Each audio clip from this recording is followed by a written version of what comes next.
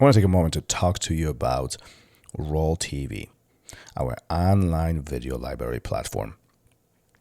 Whether you've been training for a week, a month, a year, or 5 years, you already know that you need all the tools that you can possibly get and get your hands on to continue improving your skills as you go through the Jiu Jitsu journey. And that's what RŌL TV has been designed for. We started this project about a year and a half ago, and from the very beginning, we focus on continuous updates and continuous uploads of techniques that are useful to you. Anything from self-defense to sport jiu-jitsu. Anything from individual drills and techniques to the full concepts and lessons from big players like Sophia McDormand, Christian Woodmansee, and Andres Bronowskis. In addition to all this, we feature workshops, seminars, and events that took place at RŌL Academy. So you have access to all of this at your fingertips. And recently, due to a large amount of requests, we have opened the opportunity for lifetime memberships. No more cancellation fees, no more reoccurring payments, no more subscriptions. One simple payment and you have full unlimited access to drills, techniques, full concept lessons, and events from big names in Jiu-Jitsu. How can you beat that? Go to RŌLAcademy.tv, create a free account, take a look what the platform has to offer, and subscribe to continue improving your Jiu-Jitsu. And now, let's get back to RŌL Radio. Rodrigo Comprido Medeiros grew up in Rio de Janeiro, Brazil. His childhood neighborhood was filled with future legends in the sport of Jiu-Jitsu, but it wasn't until Comprido was 16 that he began training seriously. After a rough first year of competing, Comprido began winning tournaments and quickly became one of the top fighters, and even recorded the first and still fastest submission ever in the world's absolute black belt division. Listen as Rodrigo tells wonderful stories about growing up in that Rio neighborhood, his jiu-jitsu journey that eventually brought him to the U.S., and how he became a much sought-after BJJ coach for MMA fighters like Mike Russo, Demian Maia, and Brock Lesnar. Here's RŌL Radio with a true legend and a great ambassador for BJJ, Rodrigo Comprido Medeiros.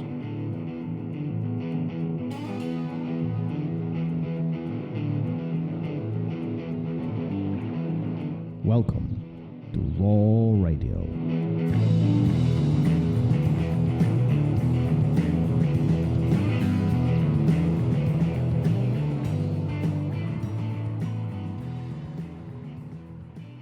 And we are live. Gary, how are you? I'm good today. I got a huge amount of stuff to do after this. It's the holiday season, so I'll be hanging Christmas lights. There's a good chance I'll be falling off the roof later today. I was about to say, don't fall off the roof. Yeah. We got a couple more of those episodes to record, but we have amazing guests today. Comprido in the house. Comprido, how are you, sir?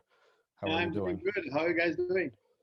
We doing fantastic. Well. We're doing well. How are things going? And holidays around the corner. As we're recording this right now, I see you at the academy. How is everything going in your end? Everything's fine. I just finished a class here and getting ready to have some good conversation with you guys. Right before we started, I asked you what in the world brought you to Illinois. Out of all places in the world, you end up in Illinois. So let's get right into this. What brought you here and why here? So what happened is, in some point of my life, I realized that United States would be a much better. I would have a much better life working in United States, much better recognition in here than in Brazil. And that was sad to realize, that people do not give you the value that you deserve on your own country. And I was already coming to United States a lot. I've been competing and teaching seminars and stuff like that. And I had this camp, and then I started looking for a place to move in the United States. I see Georgia, I saw Texas, and then the things I started to negotiate with some people. And one of my former students on the camp that I do in Brazil, that I do with Felipe Costa, mentioned with me that he has some friends who are looking to open an academy. So those three guys invite me to come and to negotiate. And then I moved to, in the beginning, the academy was in Palatine. Mm-hmm. But as happens a lot in life, the partnership did not work well. And then I ended open the academy in Bloomingdale by myself, without partners, doing whatever the fuck I want. Can we curse on this? Yes, well, too late now, but yes, you can curse. Yeah. So, but why Illinois? Did you have any specific besides the business aspect? I mean, like out of all places in Illinois, I don't know, Gary. What do you think? Illinois is pretty, as far as weather is concerned, Yeah, I don't. not the best place. I've lived here my whole life. Every time I travel, I'm like, oh, I'm moving. Like you could, Comprido, you could have been like in Florida, California. Yeah. Look, first, one of the things is the offer, what was pretty good. And then the other thing is, I'm here already for 13 years, so Illinois was not such a big center, Chicago was not such a big center of jiu-jitsu. And then I thought, that would be interesting to start in an area what's brand new, I will be able to influence the sport a little bit more. And then, man, weather. Yes, I was raised in Rio. It's warm all the time. I love it. I wish I could have the life in Brazil that I have in here. But, Florida has hurricanes and it's super humid. And California have earthquakes. And everywhere you go is something that is not so nice, I came here, snow, cold is not the best thing in the world. But on the end of the day, things you cannot change, you should not complain about it. There's nothing I can do about the weather. I just enjoy, on the winter, let's throw snowball and somebody else and, Stay inside and train. Stay inside and train in the winter, right? Yeah, that's it. That's it. There you go. Yeah, I remember actually when you announced officially that you're going to be here in Illinois, and there was in Palatine way back in the day. And I was like, no way. Comprido's coming to Chicago. That's crazy. So that was, I think, exciting moment because back then there was not many academies, period. I mean, there was just a handful of them, right? And then obviously name like yours coming into the area builds the sport and makes it even bigger by promoting jiu-jitsu in general, right? It gives opportunity for many people to start doing it and continuing that journey. Yeah, it was like I never been like the guy who keep trying to figure it out what is going on with the other academies and how many academies are open, where they are open, all these things. I try to stay away from. I'm already political, so I want to stay away from the local politics, So, but I thought it was a good opportunity. Then I have Hanech and Andrea coming as well, and then you have a Christian, of course you have Junior, like Carlson Senior. Actually, the first person who invited me to come to Chicago was Carlson Senior. Really? Yeah. Not to leave, of course. I was with him in December, and I think if I'm not wrong, he passed away in January. Mm-hmm. It was a tournament in Texas. I brought my students, and like I always fought Carlson guys, right? My whole entire life, I was fighting his students, and Carlson was a very nice person. He's a guy who likes to argue and competition and stuff, but he admire talent, whatever he can find, right? So I spent this tournament, the 2 whole days sitting next to him and talk with him. He's such a good person, like it's such a big loss to our not just to our sport, but to the humanity, because that guy, he would take his shirt to give to the guy next to him. And this is very rare these days, But then he turned to me, we have a conversation and said, hey, Comprido, do you want to come and teach a seminar at my academy? I said, what the fuck you talking about, Carlson? I'm like, remember, I'm Comprido, I fight your guys. And then he said, no, come to my academy, man. Teach a seminar, will be great.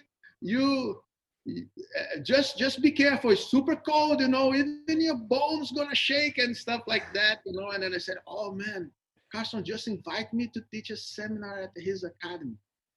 How much more compliment somebody needs in life, Yeah, that's great. Yeah. Fortunately, I did not have time. I could not hang out more with him as I wish. But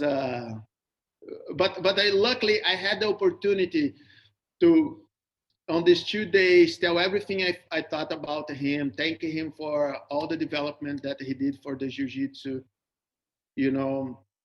Isn't it amazing how one person really can impact so many people around the world? I mean, and the same thing kind of goes to you, because I mean, I look up to you as you might have been looking up at Carlson. And I mean, what a huge accomplishments on your part. And there's thousands of people who look up at you and say, I mean, this guy has accomplished so much, and he teaches, and his even just now, as we are starting these conversations, you say, listen, life is too short. Why let's not focus on things that we can't control. Well, let's just have a good life. You know, it's so amazing to have that impact. Yeah, like I cannot even stand on the shadows of Carson, you know. Like, the truth is, I'm reading Robert Drysdale's book, you know, and I recommend to everybody. It talks about the beginning of the jiu-jitsu. It's very important for us to understand where we come from, to be able to tell where we want to go, and to understand what's going on in America now with the jiu-jitsu, you know. But Carlson Gracie is actually the person responsible for we teaching jiu-jitsu the way we teach, because before was just teaching in private classes. That's right. Classes of jiu-jitsu are private, one-on-one. When Carlson came to the fold, he started teaching group classes, and he started preparing people to compete, no matter who is the opponent. You know, so on top of that, the way that guy could see, and I always thought he's a legend, right? So I'm a very skeptical person. I'm very cynical. But I hear for years people said, Carlson looks at people walking on his academy and he can tell if the guy is a good fighter or not. And I never really believed on that. I said, okay, another legend, like Helio Gracie learned jiu-jitsu watching, you know, another,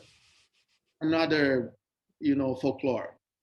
So then I was on this tournament, and this little kid walking to the tournament, and it was me and the guy who was running the tournament sitting next to Carlson. And Carlson looked at us and said, this kid doesn't want to fight. Little kid, maybe 8 years old. And then I said, okay. Carlson said that. I did not pay too much attention.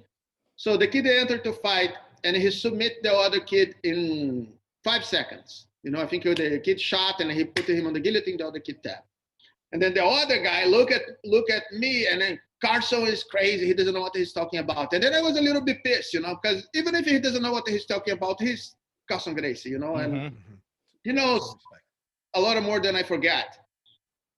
And then Carlson looks at me and laugh a little bit and like disregard the comment. And I kind of on the time I said, okay, yeah, maybe Carlson misjudged that, but no big deal, right? So the guy said what he felt, that's okay. Turns out that I watched the second fight of this kid. The kid went to fight, he ended in a triangle. He tapped on the triangle, a clean triangle, no big deal, and then he started to put the hand on his neck and crying a lot.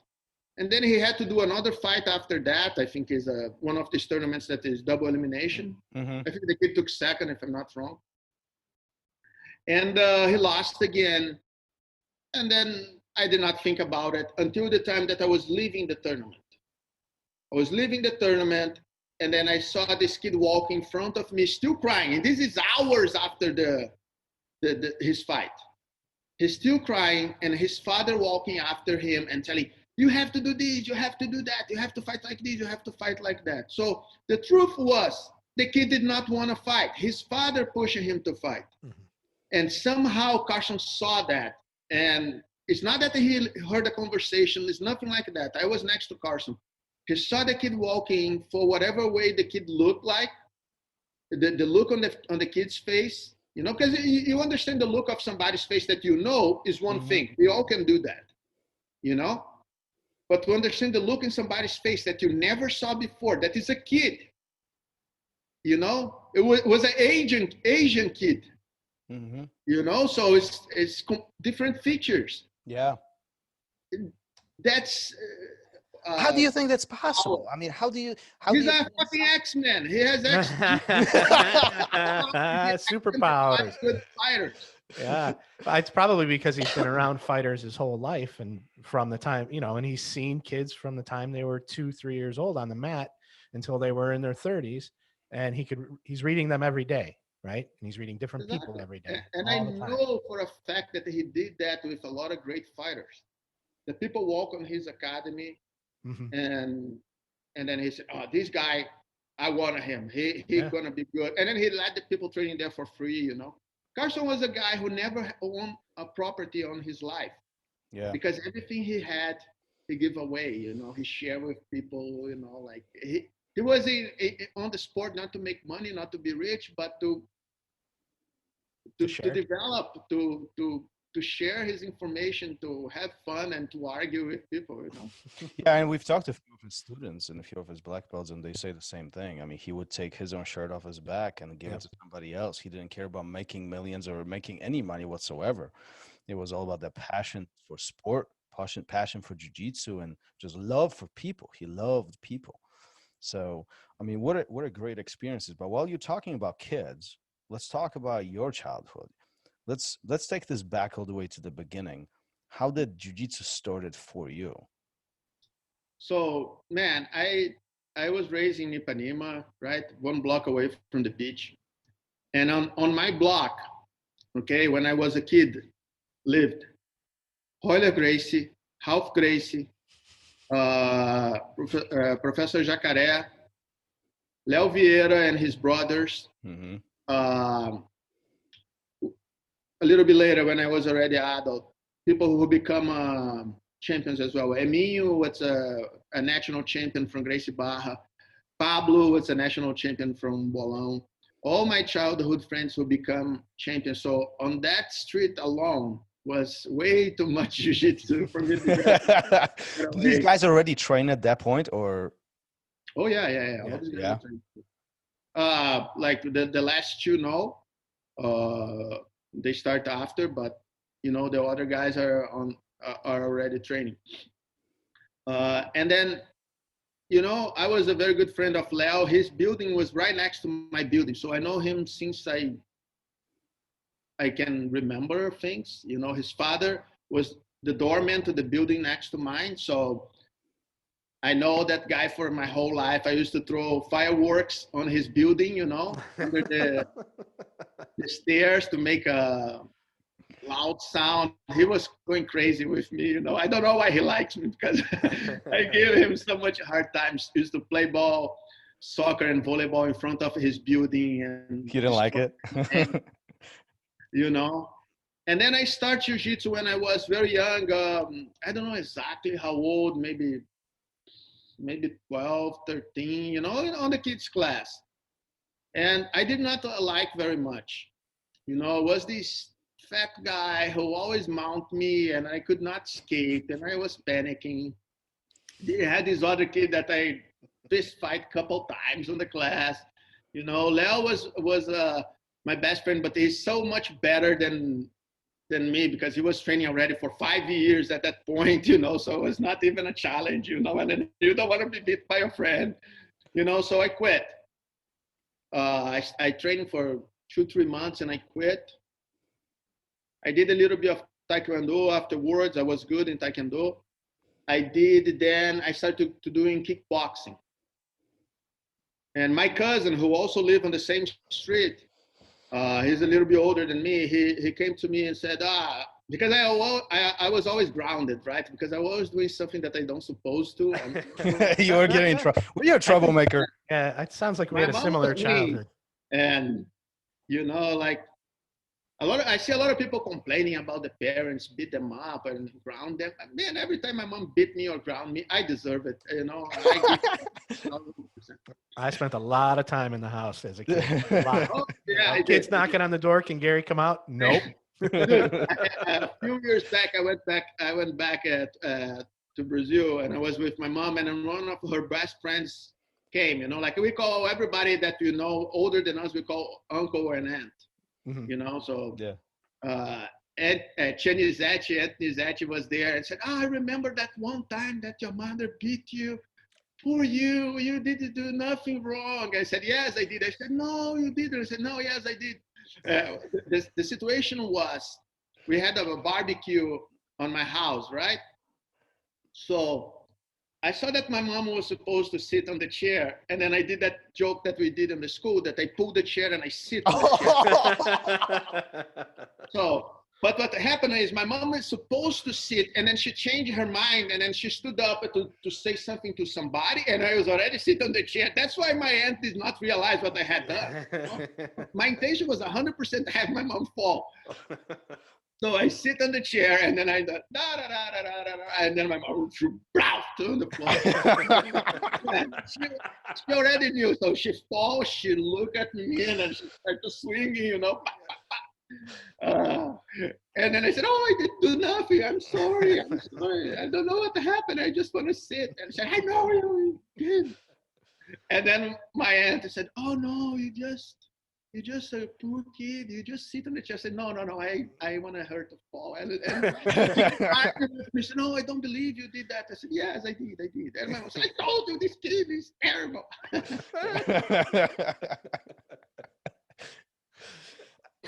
That's an awesome story. So listen, you get beat up, you quit. Is Taekwondo and kickboxing popular in Brazil, or is Jiu Jitsu more popular? Today, Jiu Jitsu is way more popular. Way more popular. At the time, you had some momentum with kickboxing and Taekwondo. Like you have those Jean-Claude Van Damme movies and Chuck Norris and stuff. So people are still on that transition, because everything happens in Brazil is delayed, right? So you have the karate fever here, and then 5 years later you have the karate fever in Brazil, you know, and especially at that time. Now things are trending much faster in between countries, but at that time takes much longer, you know. The movies, the TV series that when we start watching over there is already 5 to 10 years that those movies pass here. You know, American Ninja Warrior, there's a bunch of those. I grew up on all that. So what makes you go back to jiu-jitsu? So, and then my cousin was doing jiu-jitsu, right? So then he came to me one day and said, and my aunt, his mother, my real cousin, is my real aunt. I was grounded all the time. And to the point that my mom said, "I don't pay nothing to you anymore. You know, like, you're a terrible kid. You always messed up things." Man, you had to be really in trouble. Yeah, man, I play around a lot. Look, my aunt was paying for me to go into kickboxing, because my aunt was saying, "No, you cannot just ground the kid and not give nothing for him to do." I used to bodyboarding. My brother was a national champion in bodyboarding. Oh, okay. You know, but that was bad. You know, I was not very good.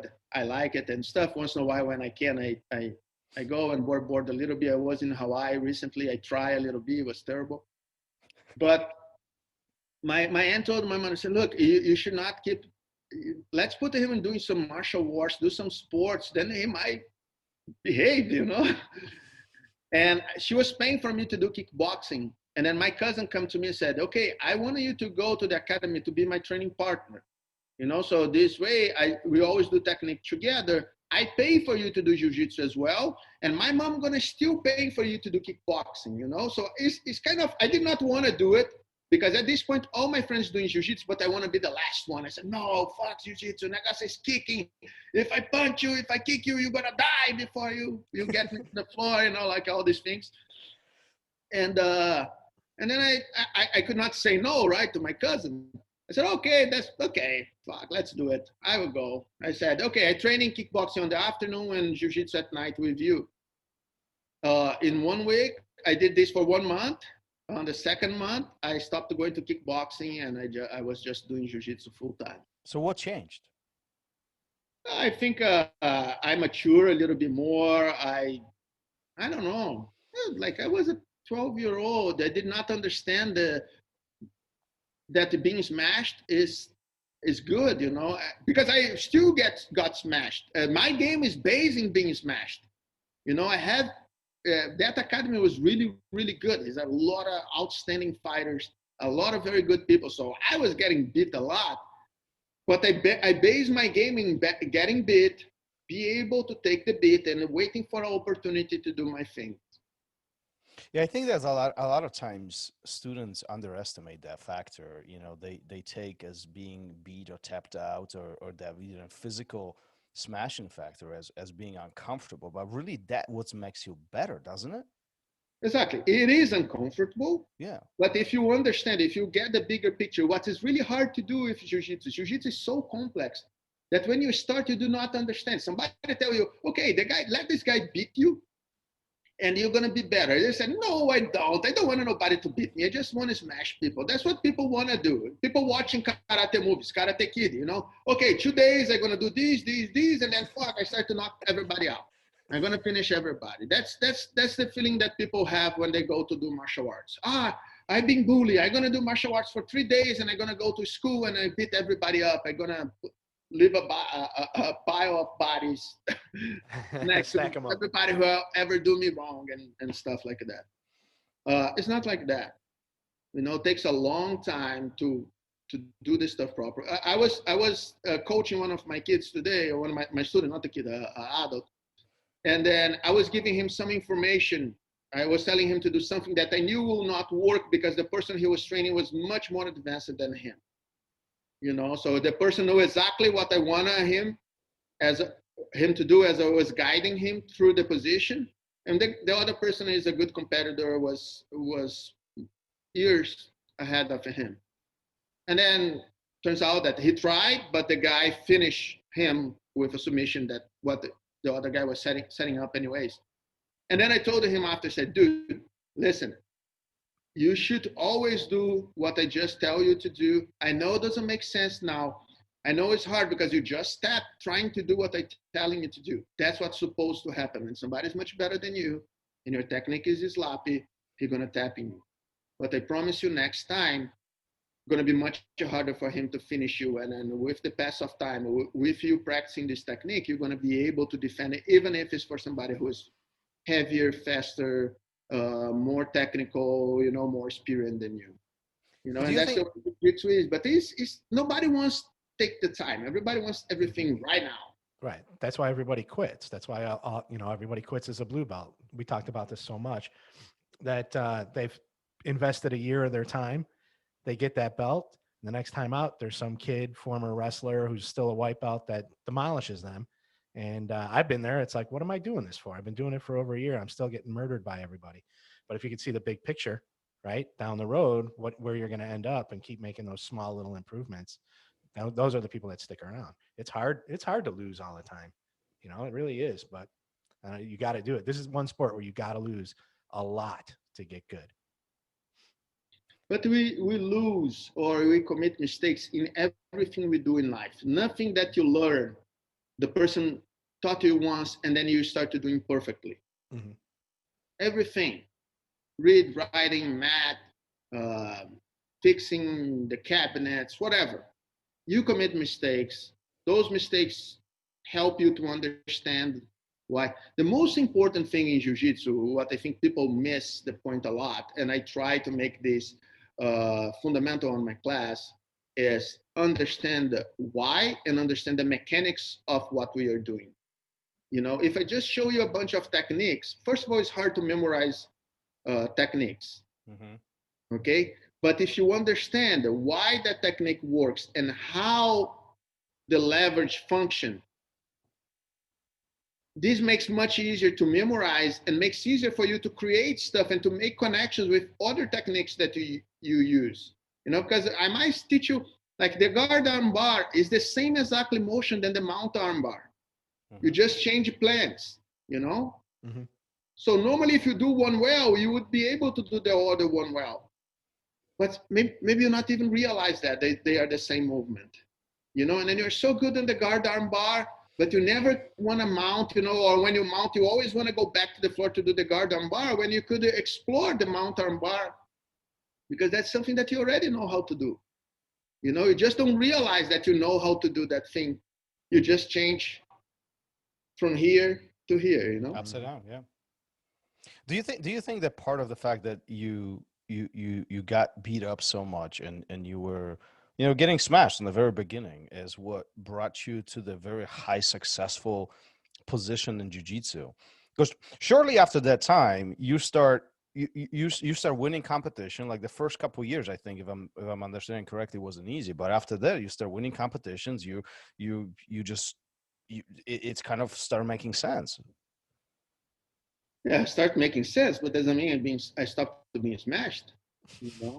I was smashed my whole entire life, and I gotta tell you, Comprido, this is kind of hard for me to believe because you are smashing everybody in the past decade, and you talk about you being smashed in the beginning. That's irrelevant. What I do in a tournament and what I do in training, and you should be smashing training because you should to find yourself in bad positions. In tournament, I don't want to find myself in bad position. I can deal with a bad position. But in tournament, I will not allow that to happen. The guy really have to get me in a bad position. And it happened many times, that people impose the will on me and put me in bad position in tournaments. I wish I never had lost a fight in my life, but unfortunately I did, and I'm going to lose many more. But it's a different mindset. My mindset when I train is to improve and to improve. Look, I have a friend, Jamelão, okay? One the best competitors I ever knew.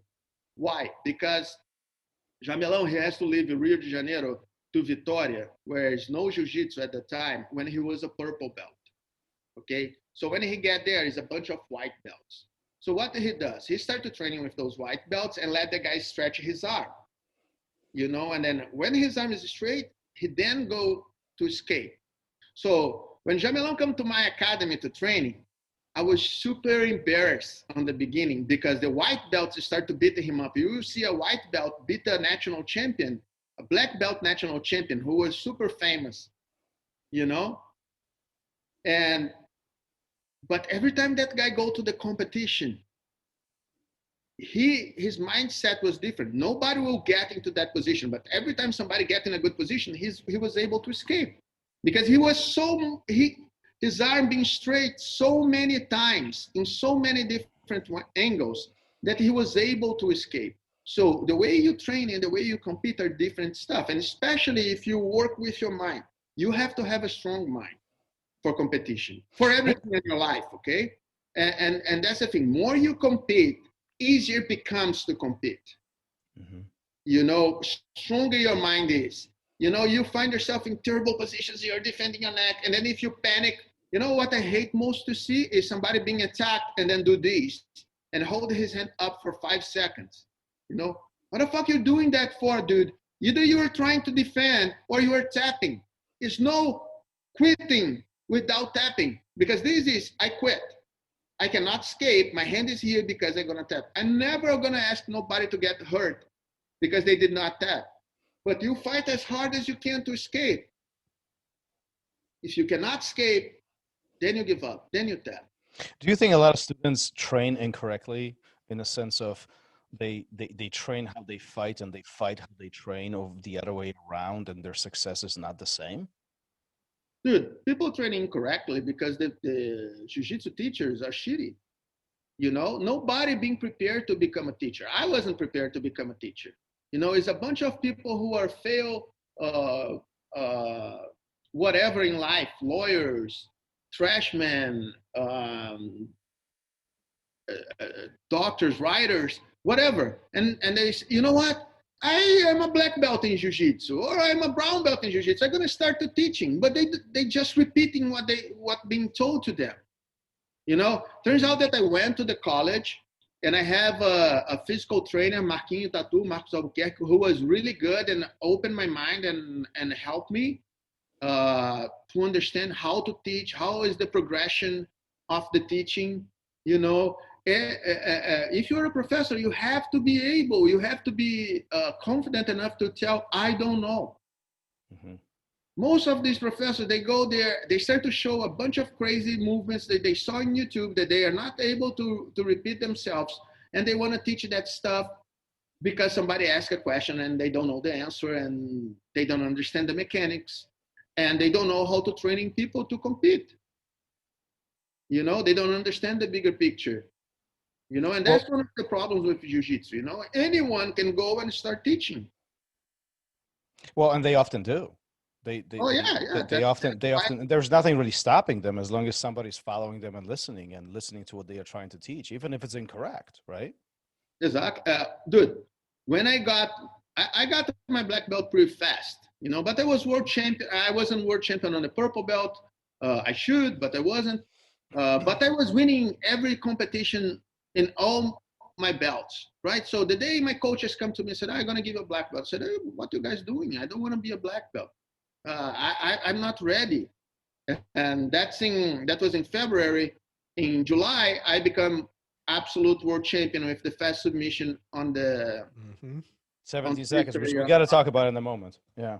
So when I said that to my coach said, "Dude, what are you talking about? I'm the coach, you are the student. Is whatever I think.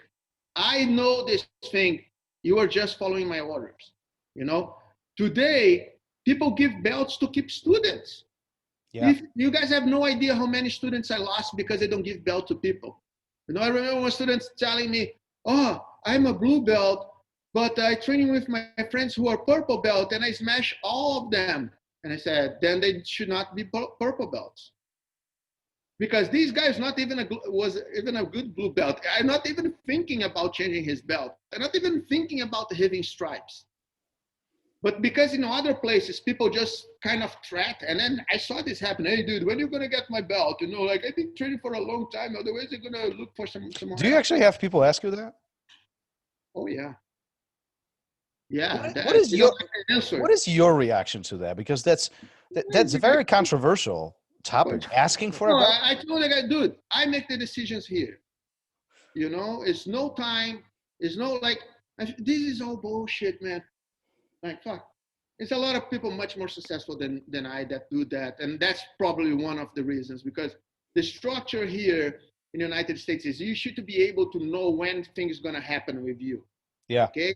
Mm-hmm. The problem with that is people try to compare jiu-jitsu with school. School, you go every single day and you still have to do tests and you still have to pass to have grades to move ahead. In jiu-jitsu, this guy, he comes to me and said, "I'm training for 5 years." Yes, once a week. Besides that year that you went to college and you did not training at all, but you forget about it and you keep counting. And then imagine if you are going to the school and then you just show up whatever you want. How are you going to be able to keep up with the subject? One day they teach math of 2, and then the other day of 3, the other day of 4, the other day. So you get the 2 and then you go for the 9. So you don't know what's in between.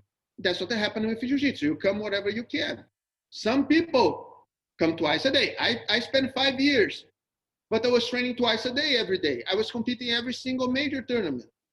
You cannot compare that with a person who have kids, family, work, many injuries, who can only come twice a week.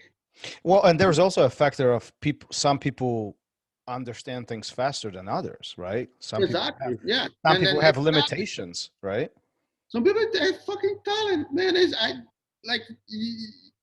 You on the middle of the sentence, the guy already know what you're gonna tell him. Some other people take a little bit longer. We should be able to accommodate everybody in our classes, And then, yes, we'll be maybe a guy who is a little bit older, who had a family and work a lot, that will get the belt before the competitor. The competitor plays by different rules. Mm-hmm. Then and just because you're a competitor, just because you win, not necessarily mean that you have to change belts. Because, anyways, you have to be learning jiu-jitsu. You have to be developing. You have to be adding more. For the stuff that getting more knowledge. That's my thing. You're not getting any more knowledge. "Oh yeah, I tapped all the purple belts." What you do? I wrist lock them. For how long you wrist lock them? For 8 years. Which other submission None. I just wrist lock them. But I finish everybody. I said, "Yeah, okay, stay on the blue belt. I don't care." Because you're not learning. You're not developing. This should be about developing. You're not paying me to give you belts. You pay me to teach you jiu-jitsu and help you to develop. That's how I see it. And then if you do not agree with my way to thinking, I'm pretty sure in other gyms you're gonna go there and they're gonna give you a belt just because you say good morning and you sign a big check. Yeah, I was about to say there are organizations out there that base their belts and ranking and purely on attendance and not necessarily on a skill set. And that's something very different to what you are talking about. It appears as your reward system, your belt system or ranking system is based on the improvement of the individual. So you might be competing and you're successful with that, and your path with the rank might be very different than somebody who is, maybe in their 40s, 50s, or 60s, and they can attend only twice a week, but they are still consistent, right? So there are all these differences. And you can tell the students who are really trying to learn and the students who are there just repeating what you say, and no big deal, like nobody has to be black belt, nobody has to be a world champion, like you have to do what suits you, what you are happy with. You want a training just to lose weight, to be able to defend yourself, to compete, to make friends, like jiu-jitsu, man, is the biggest experiment of people relationship, because you're going to have a millionaire. Like in Brazil, I used to have a banker's son and the guy who is in the favela, the son of a drug dealer, training together. And it was nothing. Doesn't matter the color, doesn't matter how rich they are. They are friends.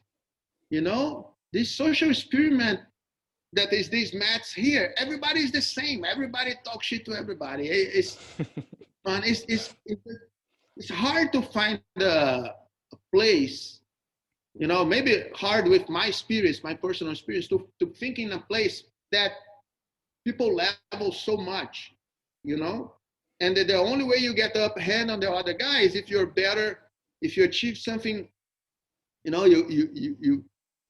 your grade is higher than the other guy. That's the only edge that you have on the guy. But that's based, on my academy at least, purely on your development, on your merits, So merit system should work with merits, not with friendship. I have a bunch of friends who train in jiu-jitsu.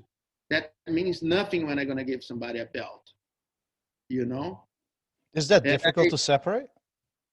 Sometimes, like belt promotions was never difficult for me to separate. But of course, if somebody is your friend, or if you have more sympathy for the person and more things in common, you're going to be more closer with this person, but doesn't mean that they don't like the other students, or, that I don't wish them all to develop. But on the fact that I will give belts faster for somebody who is my friend, no way. This is never going to happen. Probably they're going to get slower. If this works on the reverse, because sometimes it happens so many times that I was ready to give somebody the belt and the guy come and ask. That comes up here a lot. I could not make myself give the belt. Do you hold those people to a higher standard? Your friends, the people that you, sure. So that's why they're not getting it as quickly as somebody else who's just on the mat as a student, not hanging out with you, not spending extra time with you. They have more access to information, because like when we're friends, if you're having a beer now and then you come to me and say, hey, Comprido, but explain to me how you do that one thing that you do. Mm-hmm. So you're getting information that is not like everybody can get that information, but you're getting more information. So you should develop faster. So I cannot,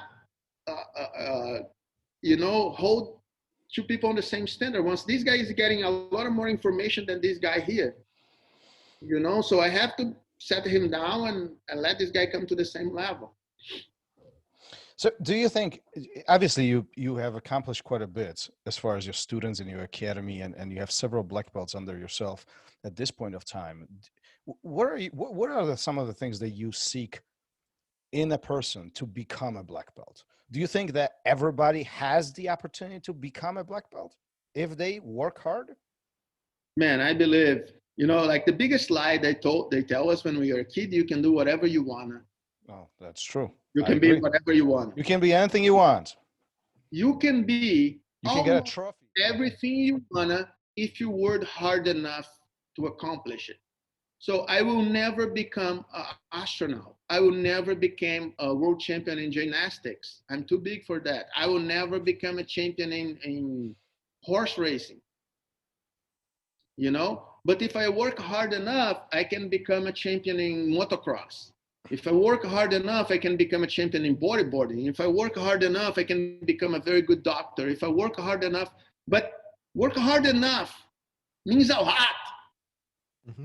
You know, it's not just go there, show up a couple times a week.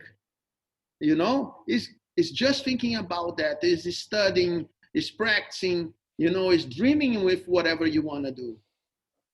You know, and that's what our society gets. Everybody thinks they deserve something, you know, and they don't. You have to accomplish. If you want to be a world champion, I'm going to be world champion this year. I'm going to train really hard for the next 3 months. I said, dude, stay home. You will not be a world champion training for 3 months. Only if something happened, you're the luckiest man in the world. You know, few people have heart attacks during the tournament. So you might accomplish that. A world championship title takes years to make.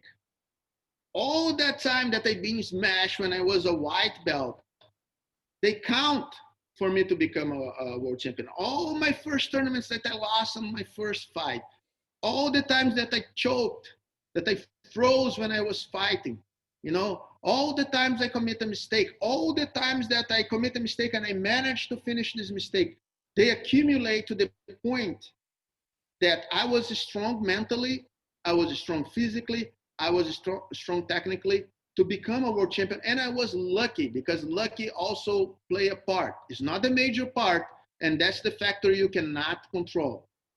You know, you cannot control lucky. You might be in the best shape of your life, and then you have a bad injury, and then missing that year.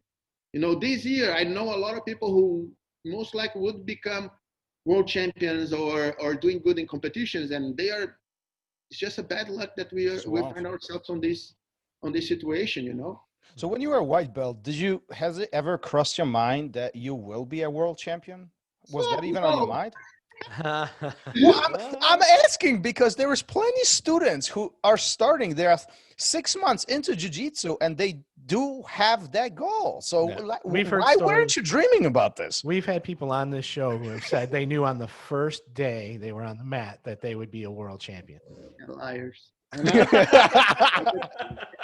You do not know. The first day of jiu-jitsu, you are questioning yourself, what the fuck I'm using this? Why did my aunt make me do that? You know, why my cousin hate me so much that I have to be here with somebody scratching my face? You know, you cannot know that on the first day. It doesn't matter how much competitive you are. I doubt that. You know, like sometimes we have speeches just to impress people, but I don't believe. I not even know. So at which point does it hit you? Talking shit now. So at which point does it hit you? At which point you were like, listen, this is real enough where this is my goal. This is what I'm going to go for. Look, when I start jiu-jitsu, you know, I thought, man, maybe if one day I become a brown belt, I will be so blessed. You know, I used to see the brown belts. My gym was really, really competitive. You know, it's a bunch of awesome brown belts, and then they inspired me a lot. And I saw those guys. I said, if one day put that brown belt on my belly, you know, that would be awesome. And then I always like to compete. So I went to compete. I lost. I said, oh man, I tapped. My first competition, I tapped. You know, that's what I went. That, oh my God, fuck, I'm such a stupid kid. Next competition, you're gonna have another one. Okay, let me go again. I lost. Then next one, I lost. But I keep accumulating the lessons, you know. And of course, I was improving in jiu-jitsu. I was having contact with people who are such accomplished competitors, such accomplished teachers, and that's one thing that happened with me, that I have contacted so many great instructors, you know, that I managed to make my way. I never been super talented. I never be super strong. I never be super fast.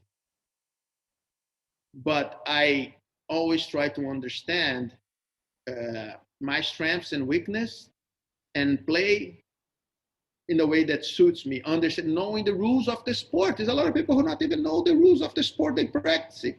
Oh, I agree. They go into a tournament and something happens and they don't even know what happened. And then sometimes I watching people complaining about stuff. I said, dude, the referee is correct. There's a lot of mistakes being committed by the referees, but sometimes I see people asking for points that are not points, complaining about things that are done correctly by the referee, just because they don't understand how the rules are. And the rules of Jiu-Jitsu are really complex. Mm-hmm. So Jiu-Jitsu is a sport very, very complex. I will tell you, put your leg up. And this working in one specific situation. If the situation changes a little bit, put your leg up is suicide.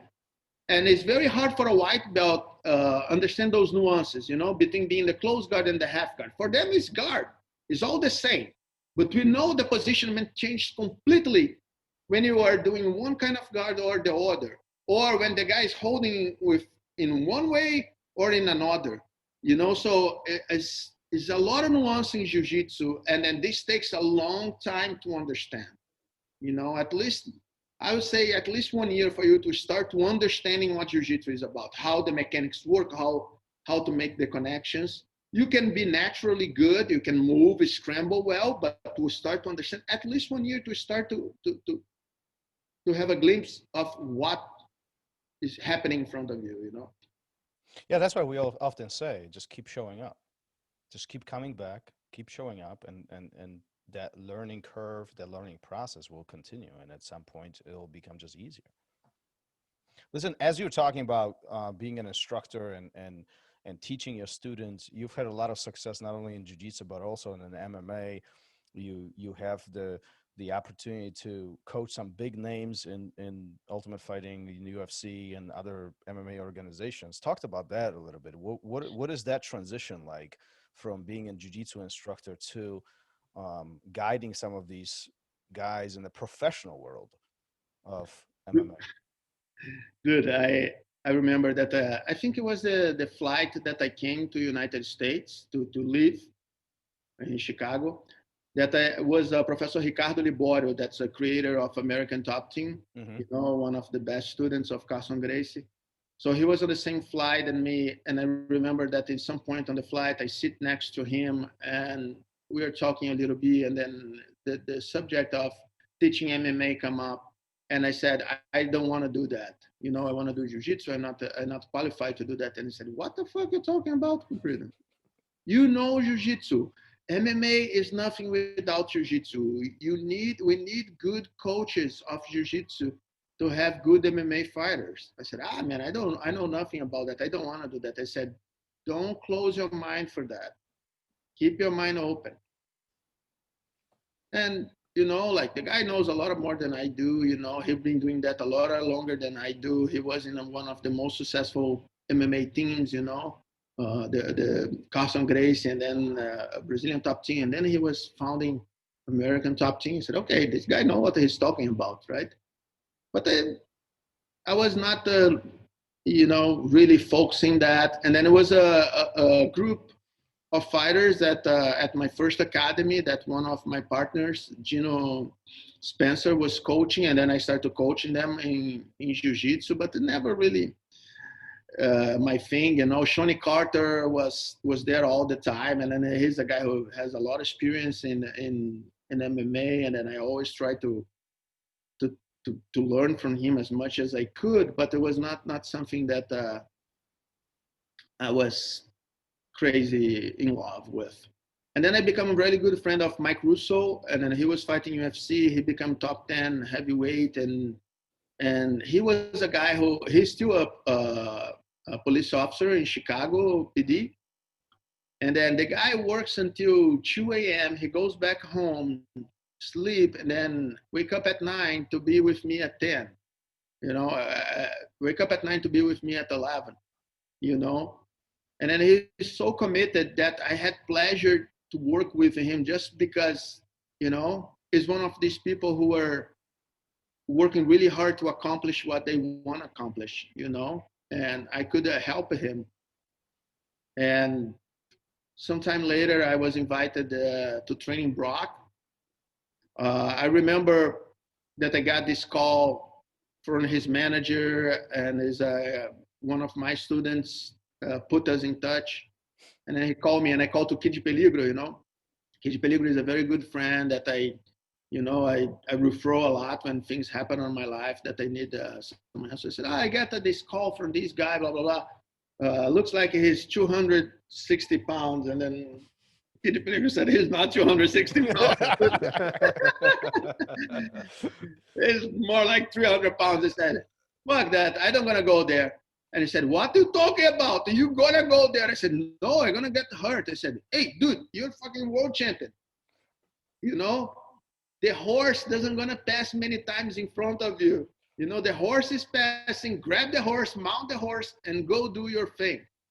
So I went to teach to Brock. I said, man, this guy is too big. He's going to hurt me. And then when I get there, actually, he was the person who never tried to hurt me, because he was always have that open mind to learn.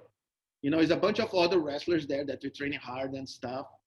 But, you know, I was never passionate about MMA. I do if I have a friend, if a student, somebody that I know, or if I'm going to do a lot of money, make a lot of money, you know, like I work with them MMA once in a while. The guy's my friend since since 1995, whatever. You know, so I will be with him anytime he needs me. But I don't actively looking for work with MMA. It's a lot of work. The guys are spoiled. The demand is high. You know, before any fight, you have to spend. If the guy's fighting UFC, you have to spend a week, you know, hotel room with 3 other guys. So I'm too old. I got to ask you, how was training with Brock Lesnar for the very first time? I mean, that guy is a monster.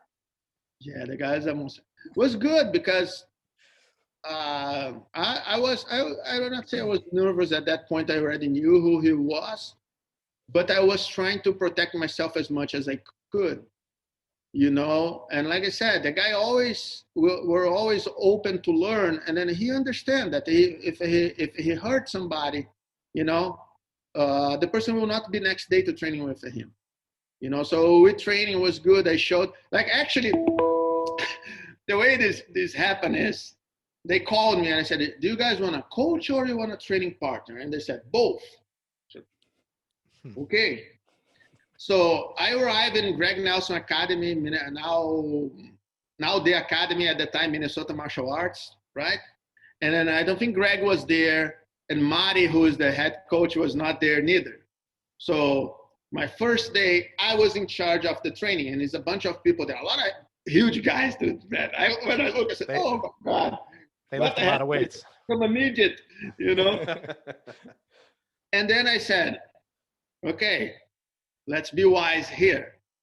I showed some technique, did some warm up, and I said, "Okay, let's do a guard training.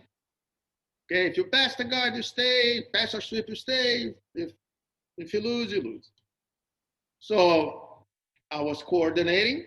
I was putting the guys to go, and I would make a group of people, make the guys to go, and then I was jumping on Brock all the time. You know, doesn't matter who win or lose, I will get out, and then the next guy coming in. So I did like that, so I could have the feeling without have to commit with the whole training, you know, and then kill each other. So in this training, you can, you know, learn how the person moves and reacts. So I could watch and I could feel. Next day, I got there again, right? But Marty Morgan was already there. Oh, hi. I said, okay, guys, let's run. And he said, oh, no, Comprido, you can let me do that now. And then he put the train. I said, okay, now you go training. And then I was doing regular training, and then we become friends. I learned a lot from that experience. I have a misconception about wrestlers, you know. Like, wrestlers are people who work really, really, really hard. They really go after what they want. You know, the structure of wrestling, the way the fight is set up, you have to be active and pressing the whole entire time. You know, and the brotherhood and that they develop is different it's the same than jiu-jitsu, but it's different. Sometimes they go so hard at each other. They said, okay, these guys now going to fight each other, you know? So a few times I tried to interfere, and Mari said, no, they're good. I said, you sure about it? The guys, it seems to me that they're going to fight each other. And then the guys are hugging each other, and, you know, and then in jiu-jitsu, we're a little bit more lazy, and I have a couple wrestlers here in the academy, and sometimes they sort of said, oh, this guy coming really hard on me. He doesn't like me. I said, no. That's just the way he trains normally. He's actually showing you respect to go hard on you, you know? So I learned a lot. I learned the way that like Mari is a high-level instructor, coach, right? So I learned a lot of with him, you know, how to plan stuff and the technique, you know, and the adjustments. And then I understand that the same concepts that we use for Brazilian Jiu-Jitsu is used on the wrestling as well. It's just done in a little bit different way. So, and that was always my thing. Try to get the wrestler to understand something that he already do in wrestling can be useful in Brazilian Jiu-Jitsu. It's the same mechanics, it's the same adjustment, it's the same body position, same body movement. You know, and that's what I try to do every single time I'm working with wrestlers, because they already have this super strong base. They already have gone for so much, practice so much, that if you be able to identify, okay, these he already know, he just don't know can be useful for that. You know what I mean? Mm-hmm. You mentioned something very interesting to me, because you essentially, listen, you are a multi-time world champion. You've accomplished so much in your life. And then yet you're saying, I'm going to this another place and I'm actually learning things. I'm actually sponging things while I'm trying to coach these guys and help them out. There's many instructors out there. There's many, even black belts or whoever they are, coaches who don't have that open mind. And they simply say, listen, I'm a best, I accomplished this. And you could say the same thing, but yet you don't. You look at this as an opportunity to learn. Look, we are in a position of leadership, right? So you're an instructor, you're in a position of leadership. And then it's hard for somebody in a position of leadership says, I don't know. Yes. You know? I agree. But on the other hand, I understand very early on that I will never know everything what is to be known about Jiu-Jitsu. You know, Jiu-Jitsu is still a live martial arts. It's still development happen all the time. You know, it's still reintroduction of stuff that was done on the past. You know, Mari, uncle used to be a WWE, wasn't called WWE, but a pro wrestler long time ago, right? So I watched, I was doing that dog fight that Lucas liked to do, half guard, when he crossed the leg to his opponent. And then I was showing that to the guys over there. And then Mari one day sent me a video and said, okay, go to minute 2:32. And then I put on the minute 2:30, and he said, that's my uncle.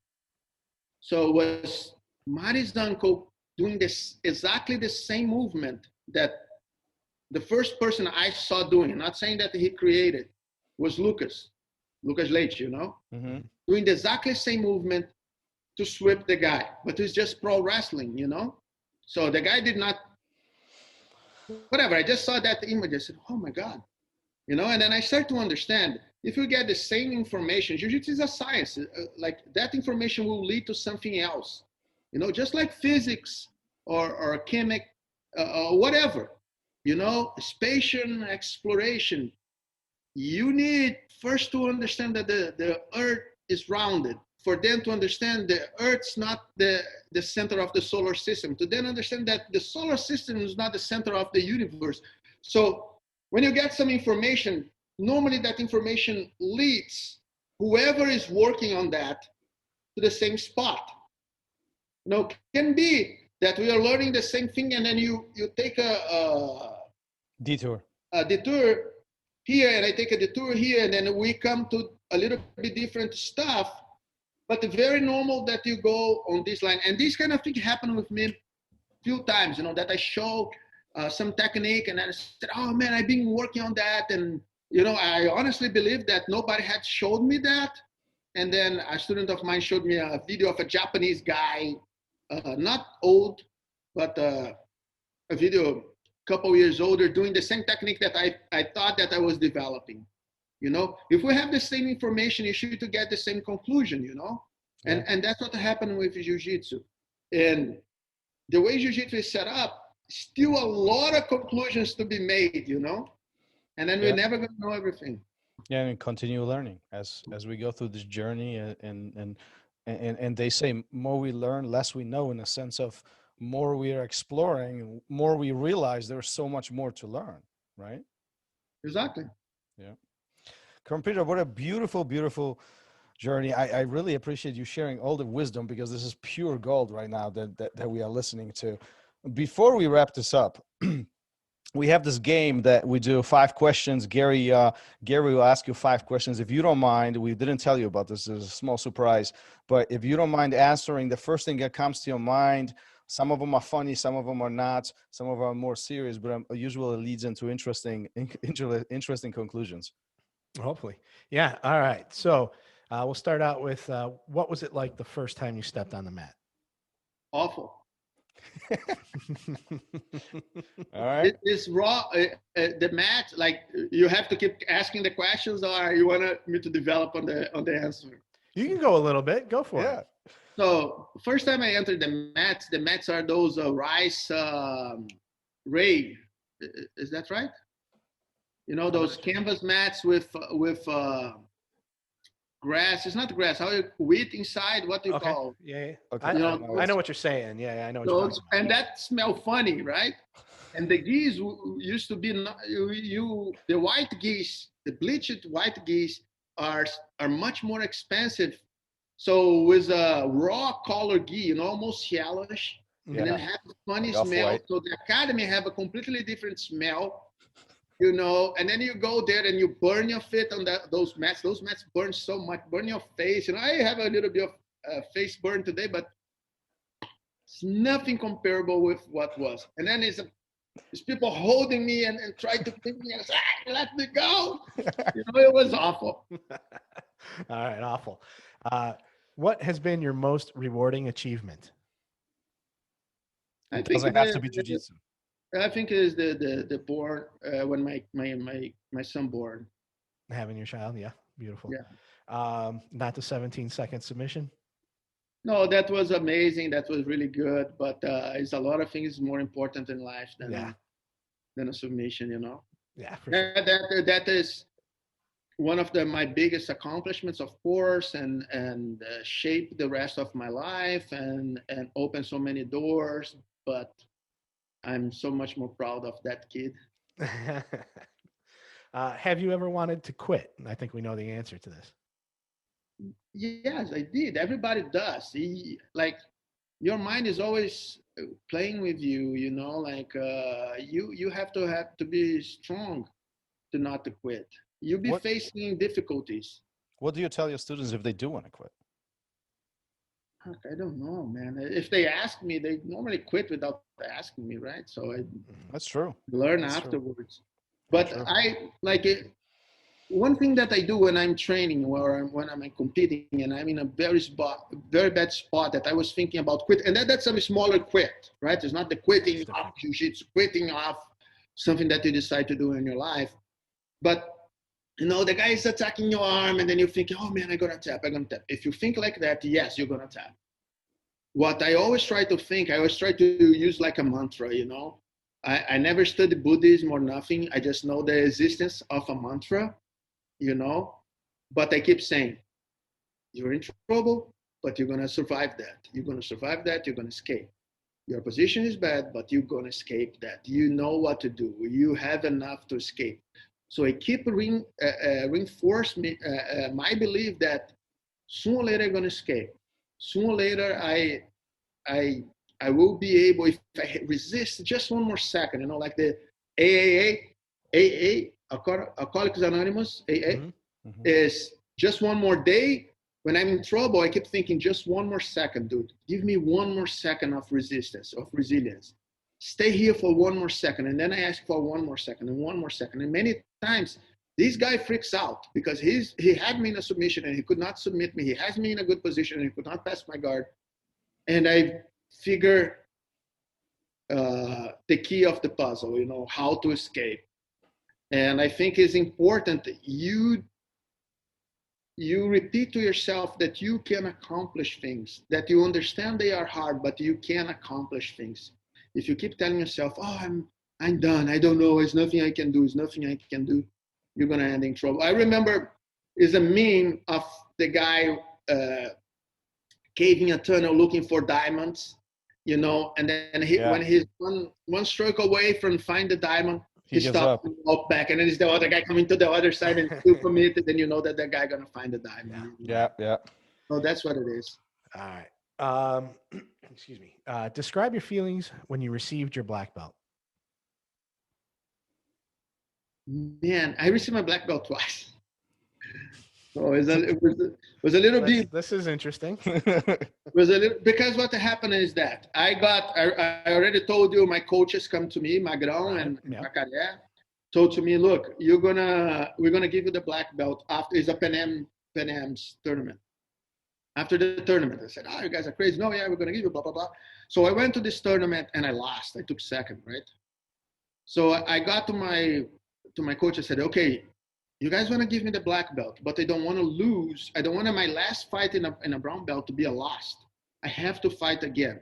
So they got me to fight some kind of MMA submission. You know, it's something that is open hands and kicks. You know, kind of similar to the rings, the rings.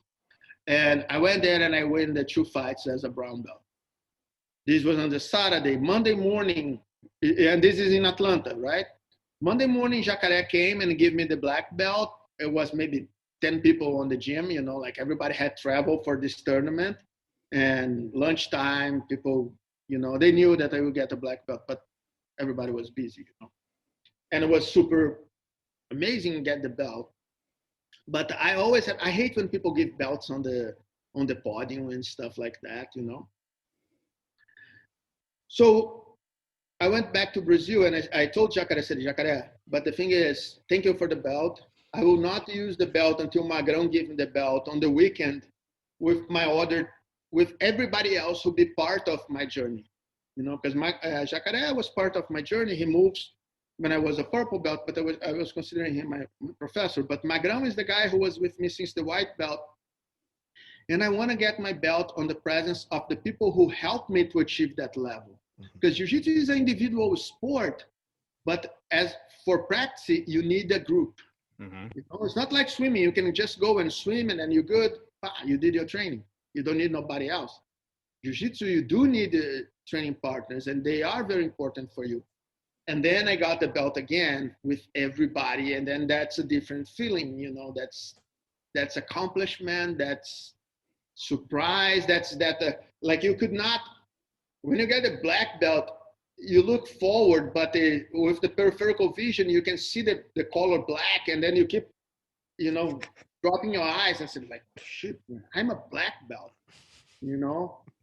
For me, it was so important. There's so much value on that I could not believe for a few, like maybe for a month, that I was a black belt, you know? Like nowadays, I don't feel that the black belt is as important as before, because it's so easy to get.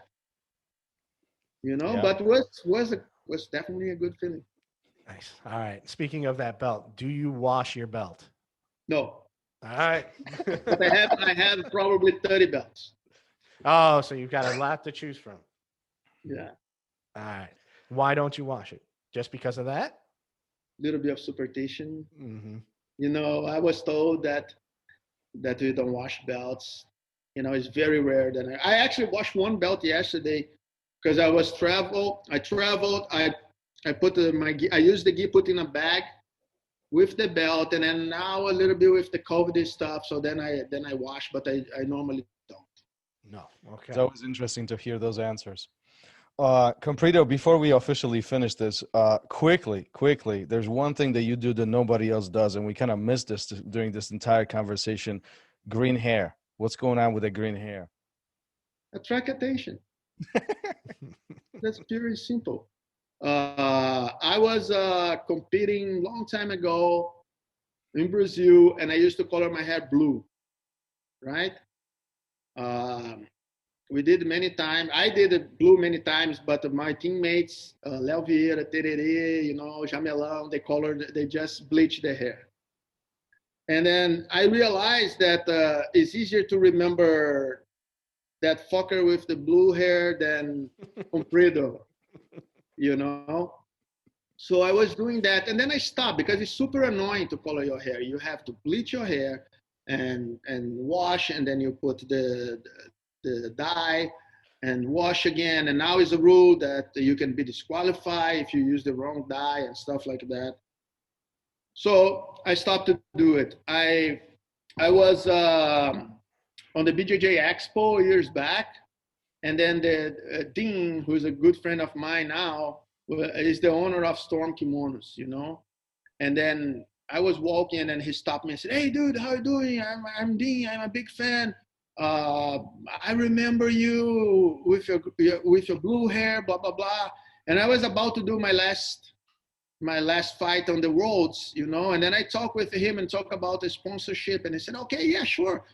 I have your back." I said, "Do you want me to color my hair?" And he said, "Not if you don't want to do it." I said, "No, I would do." And then I start to color the hair, but then I supposed to be blue again. But what happened? I supposed to do a DVD, and I want to call sustainable. I want to call green Jiu Jitsu. But then I thought that these mislead people mix with pot and stuff. That is something that I'm 100% against. And then I changed for green jiu-jitsu. I filmed the DVD. The DVD never came to be. And then I keep color my hair green, and I'll tell you, it works. I'm a clown for a few days. I'm a clown for a week. I'll tell you, it works because you're easy to find no matter where you are. Exactly. Maybe people don't know. If you talk about me for one of your students, they're going to say, Comprido, I have no idea. Never heard about this guy, When he was champion in 1999. I don't know. The guy with blue hair, green hair. Oh, yeah, I saw that. I saw that video. Yep. Yeah. All right. Comprido, where can people find you? Talk a little bit more, your social media, your website. I know you do a camp, student camp or training camp. Talk a little bit about that. Yeah, I have this camp, Brazilian Black Belt camp with Professor Felipe Costa for 17, 18 years. I never know exactly. I'm terrible with dates. I know the order of that things happen, but I'm terrible with dates, But Felipe and myself, we do this camp. We started doing in Brazil, then we managed to do in Europe, in Cancun, in Greece, in Italy. The last one was in Italy. We have to cancel this year. But next year, for sure, we're going to do it again. Brazilian Black Belt Camp, you can look for Professor Felipe Costa for information on that. My social media, pretty much, if you put Comprido BJJ, you're going to find, Instagram, YouTube, whatever.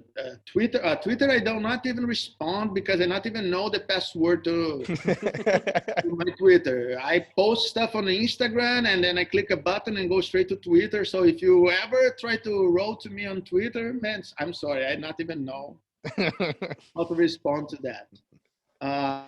I'm recently started to put a little bit of effort on my YouTube channel. If you put Comprido BJJ on YouTube, you're gonna find my channel. So it's doing awesome. I already have 7 subscribers. Nice. So I'm trying to find my way to do stuff. I've been doing a lot of opinion stuff and explaining things the way I see them. Sometimes I do techniques and stuff. I think it's okay, but I don't know. Well, hopefully this show will bring you a couple more. You're going to be at 9. 9, yeah. Check it later tonight. You'll have 9. I'm almost convincing my father to subscribe to my channel. We'll do it. Comprido, thanks for hanging out with us for the last hour. Beautiful story, awesome wisdom, and this is pure gold, at least for me. I love this. Thanks for spending time with us. Thanks for sharing everything with us, and we will talk to you soon. Thank you very much. Big pleasure to be here with you guys. Thank you, and let's do it again one of these days. I hope so. Thank you so much. Peace. Thank you for listening to RŌL Radio. If you enjoyed the show, don't forget to leave us a review and help us make the show even more amazing. For future episodes, check out our website and follow us on all major podcast platforms. Take care.